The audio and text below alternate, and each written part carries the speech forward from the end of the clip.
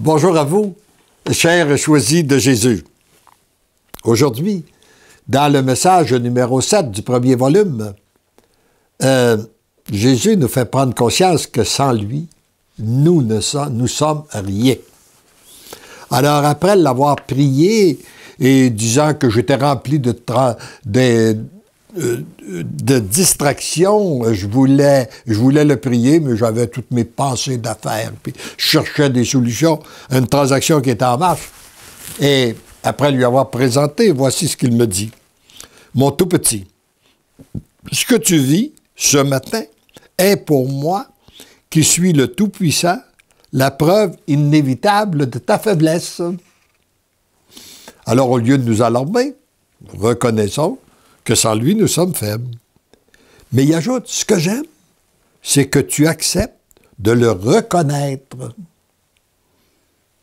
C'est là d'ailleurs qu'il se passe un grand changement. Hein? Nous sommes tous faibles, mais avec la différence, c'est qu'il y en a qui le reconnaissent, puis d'autres ne le reconnaissent pas.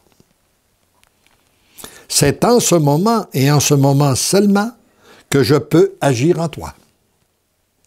Alors, ça veut dire qu'il agit chez ceux et celles qui reconnaissent leur faiblesse, les autres, les sages, les intelligents, les smart, ils les laissent aller.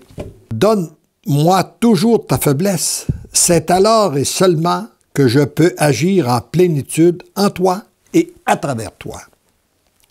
Ce que tu vis ce matin, c'est aussi la preuve que sans moi, tu ne peux rien faire. Même pas prier, pas lire, pas adorer, pas manger, encore moins imaginer ou faire une transaction. Toi, par toi-même, tu n'es rien, rien, rien. Remarquez bien, il me l'a dit 3 fois, afin que ça puisse réellement me pénétrer. Par toi-même, tu es rien, rien, rien. Il se peut qu'ils veulent vous le dire aussi, à chacun de vous qui m'écoutez. Sans Dieu, par toi-même, tu n'es rien. Peut-être qu'une fois pour vous, ça va être suffisant, mais pour moi, il fallait qu'il le dise 3 fois.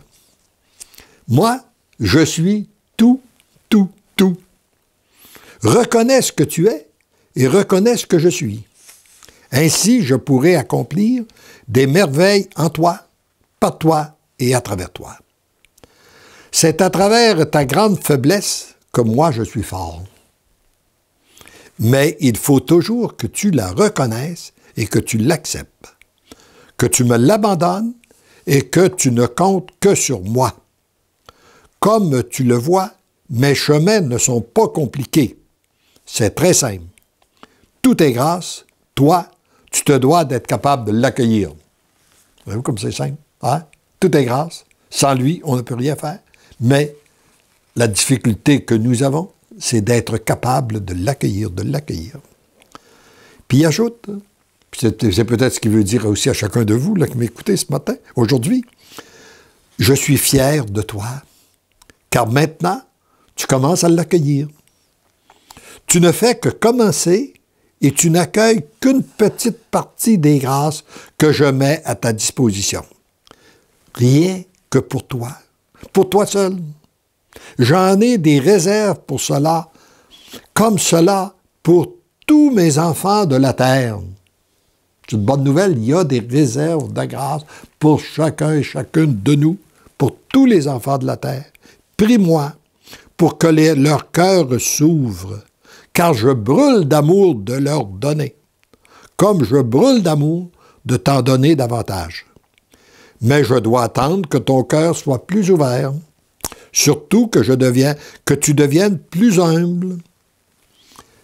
Laisse pénétrer en profondeur ces paroles. C'est important. Je t'aime, mon tout petit, mon rien, ne l'oublie pas. Je t'aime. Et je fais avec vous la prière que j'avais faite à ce moment-là. Merci, mon Dieu. Mon cœur a retrouvé la paix. Voyez-vous, en reconnaissant qu'on n'est rien, c'est là qu'on retrouve la paix. Très souvent, la grande souffrance vient de notre orgueil, de notre désir de puissance, etc., etc. Je me sens rempli d'amour, comme je désire demeurer baigné dans l'océan de votre amour. Gardez-moi, vous, Père, Fils et Esprit, seuls je ne puis rien. J'en suis convaincu, et j'ai aussi besoin de l'amour et de l'intercession de Maman Marie, des saints et saintes du paradis, de la protection de vos saints anges, surtout de mon ange gardien, qui m'est toujours fidèle. Je me sens comblé et je vous aime, et je vous aime tous. Heureux sommes-nous d'être accompagnés de tous les saints et saintes de la terre, et du ciel et de la terre, et principalement de nos saints anges. Et aujourd'hui, confions à notre ange ce que nous avons à accomplir. Demandons-lui d'intercéder continuellement pour nous. Demandons-lui d'aller à la rencontre des personnes que nous allons rencontrer afin de faire l'unité dans les cœurs et les esprits avant la rencontre physique. Et nous serons tous témoins de son agir, comme je l'ai été à maintes et maintes occasions.